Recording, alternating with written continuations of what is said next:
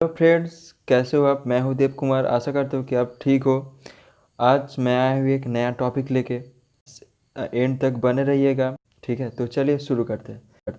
ठीक है, पहले तो हम लोग ये जानते हैं कि अब तो मार्केट में दो टाइप का जो प्रोसेसर होता है वो ज़्यादा बिकता है, मतलब ज़्यादा पॉपुलर है। ठीक है, ए एम डी राइजन वाला और जो इंटेल कोर वाला। ठीक है, आज हम बात करने वाले हैं इंटेल कोर प्रोसेसर के बारे में। ठीक है, बेसिकली ये तो हम जानते हैं कि इंटेल कोर में जो होता है कि 4 टाइप का प्रोसेसर होता है कि i3 i5 and i7 and i9। ठीक है, तो ये जो प्रोसेसर है इसके बारे में जानने के हम अगर इसको पीसी या लैपटॉप में यूज करने वाले हैं। ठीक है, तो इस प्रोसेसर का एक पावर होता है। ठीक है, मतलब कौन ज़्यादा पावरफुल होता है इसी के हिसाब से इसको हम चूज करेंगे। ठीक है, पहले हम बात करते हैं कि i3 प्रोसेसर के बारे में। ठीक है, i3 प्रोसेसर जो होता है बेसिकली वो डुअल कोर प्रोसेसर होता है। कोर मतलब अ, मैं आपको बता रहा हूँ कोर क्या होता है। ठीक है, आप समझ लीजिए कि कोर ये होता है, आप एक काम आपको दिया गया है। ठीक है, तो वो काम आप जिस टाइम में करोगे, ठीक है, शायद वो काम करने के लिए आपको जितना भी समय लगा होगा, ठीक है, तो आप वो जित उसी निर्धारित, मतलब आपका जितना टाइम लग रहा है, ठीक है, उसी टाइम में आप वो काम ख़त्म कर रहे हो। ठीक है, तो आपको बताया जा रहा है कि तो आप किसी को भी साथ ले सकते हो कि उसी काम के लिए। ठीक है, तो आपने क्या किया, 2-3 बंदों को ले लिया फिर एक साथ। ठीक है, तो उसी काम को आप क्या किया, जितना जितना बंदों को लिया कि उसी का डिवाइडेड बाय कर देना जितना टाइम होता है। ठीक है, डिवाइडेड कर देने में जितना टाइम होता है कि उतना टाइम लगता है उसका, मतलब समझ लीजिए कि एक करने में जितना टाइम लग रहा था, 3 करने में या 4 करने में उससे आधा ऐसा लग रहा था। ठीक है, तो इसमें भी कुछ ऐसा है कि प्रोसेसर का कोर जितना ज़्यादा होगा वो प्रोसेसर उतना जल्दी काम करेगा, मतलब उसका पावर उतना ज़्यादा होगा। ठीक है, तो एक एक कोर के अंदर थ्रेड्स होता है, 2 थ्रेड्स होता है। ठीक है,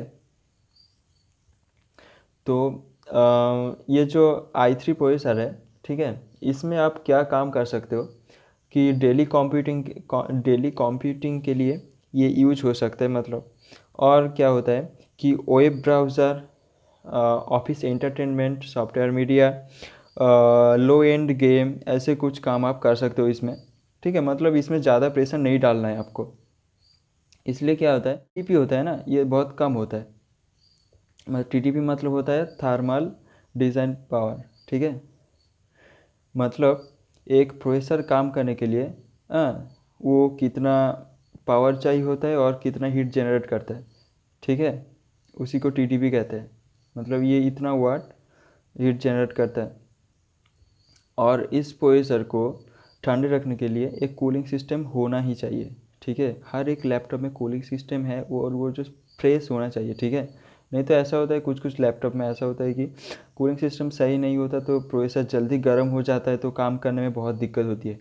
ठीक है, और इसमें तो आपको ग्राफिक्स जो होता है वो इंटीग्रेटेड मिलेगी, डेडिकेटेड नहीं मिलेगी। ठीक है, इंटेल कोर 5 में। ठीक है, इसमें तो बेसिकली क्वाड कोर प्रोसेसर होता है। क्वाड कोर मतलब 4 कोर। ठीक है, और 8 थ्रेड्स। और ये भी उसी टाइप का, आप कौन सा काम करने वाले हो इसमें। ठीक है, पहले तो मैं बता दूँ, इसमें आप i3 से थोड़ा पावरफुल है, मतलब उससे ज़्यादा हेवी काम आप कर सकते हो। ठीक है, जैसे कि हो गया content creation, photo editing, video editing, मतलब थोड़ा लो ग्राफिक्स वाला गेम आप खेल सकते हो इसमें। ठीक है, और जो होता है इसलिए इसमें जो टीडीपी होता है, ठीक है, वो एज कंपैरिजन i3 प्रोसेसर में जितना होता है उससे ज़्यादा होता है। और क्या, इसमें कूलिंग सिस्टम भी थोड़ा हाई होना चाहिए, क्योंकि वो उससे ज़्यादा हीट जनरेट कर रहा है, तो इसलिए कूलिंग सिस्टम भी होना चाहिए। ठीक है, और इसमें भी दोस्त बता दूँ कि इसमें भी जो ग्राफिक्स होता है वो इंटीग्रेटेड ही होता है। ठीक है, और जो होता है i7 और i9 के बारे में आते हैं। ठीक है, ये प्रोसेसर मतलब बहुत पावरफुल होता है। इसमें 8 कोर क्वाड कोर प्रोसेसर लगाए जाते हैं, क्वाड कोर या डेका कोर प्रोसेसर लगाए जाते हैं। मतलब एक कोर में 2 थ्रेड्स, मतलब इसमें जितना कोर होता है उतना इंटू 2 कर दो, उतना थ्रेड्स होता है। ठीक है, ठीक है। इसमें आप क्या कर सकते हो कि इसमें तो एक ऐसी चीज़ है कि 4K गेम खेल सकते हो आप। 4K मतलब समझ रहे हो ना, हाई रेजोल्यूशन गेम खेल सकते हो, मतलब हाई ग्राफिक्स वाला गेम खेल सकते हो आप। और creative application, intensive productivity, high end game, जैसे कि मल्टीटास्क वगैरह बहुत कुछ कर सकते हो आप इसमें। ठीक है, और इसमें डेडिकेटेड ग्राफिक्स कार्ड भी मिलता है, इंटीग्रेटेड भी मिलता है। वो एज कंपैरिजन आपका चॉइस, आप क्या लोगे। ठीक है, ये आपके ऊपर निर्भर करता है।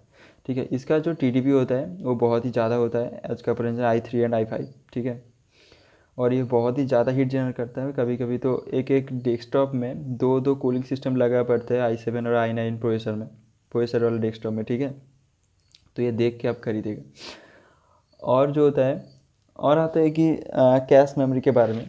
ठीक है, कैश मेमोरी होता है एक छोटा शॉर्ट टाइप है मेमोरी होता है। ठीक है, ये एक अलग वीडियो में बता दिया हूँ। ये बहुत ही छोटा होता है। i3 में शायद 2 या 2 से 4 MB होता है, और i5 में 4 से 8 MB, i7 और i9 में कितना होता है कि 8 से 32, यानी 8 से 16 ऐसे कुछ MB रहता है इसमें।